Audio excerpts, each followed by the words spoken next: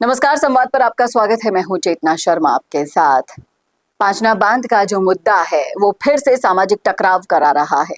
कुछ असामाजिक तत्व हैं जो बार बार इसे भड़काने की कोशिश कर रहे हैं। जिस तरह से इस पूरे मामले को हमने देखा तो ये समझ में आता है कि किसान और पानी का मुद्दा नहीं है, ये पूरा प्रदेश इससे प्रभावित हो रहा है। इस आंदोलन को देखते ही देखते करीब 30 स्थानों पर हाईवे जाम कर दिया गया, जिससे हजारों लोग घंटों सड़क पर फंसे रहे। फिर प्रशासन और किसानों के बीच बातचीत हुई और आंदोलन समाप्त हो गया।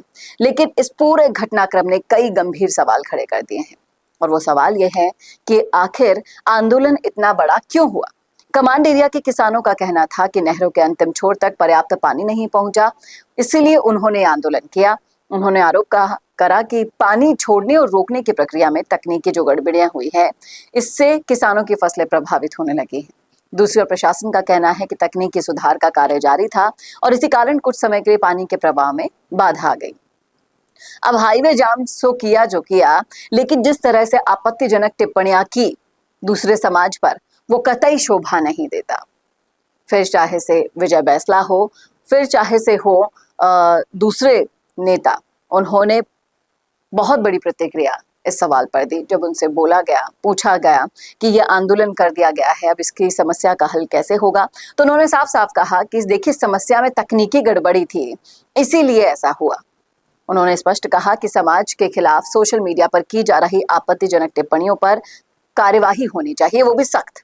समाज के प्रतिनिधियों ने यह भी मांग की कि जो अफवाह फैला रहा है, माहौल बिगाड़ रहा है, उनको गिरफ्तार किया जाए ताकि सामाजिक सौहार्द बना रहे।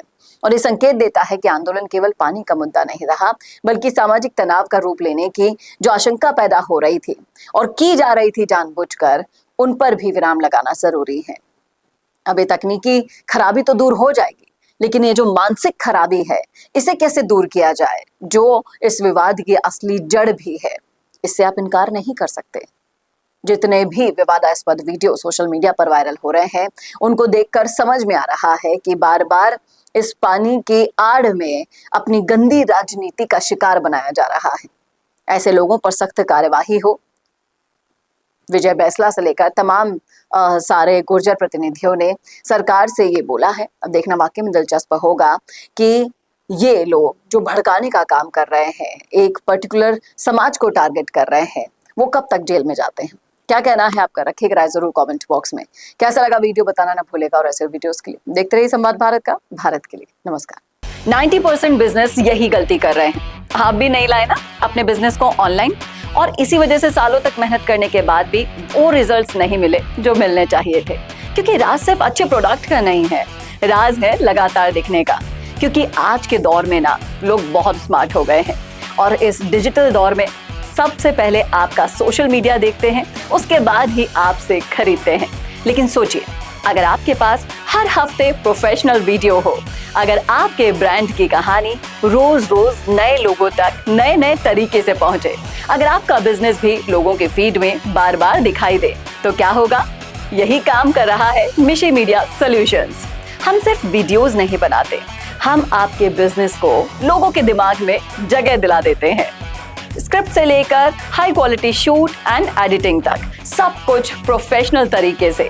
अगर आप भी जानना चाहते हैं कि आपके बिजनेस के लिए कौन सी कंटेंट स्ट्रैटेजी काम करेगी, तो ये भी हम आपको बताएंगे। और तो और, हमारे 8 लाख से भी ज्यादा फॉलोअर्स और सब्सक्राइबर्स के बीच में प्रमोट भी करेंगे, वो भी बिल्कुल फ्री में। तो अभी डीएम करें, ग्रो कीजिए हमारे साथ और जानिए आपका ब्रांड कितना आगे जा सकता है।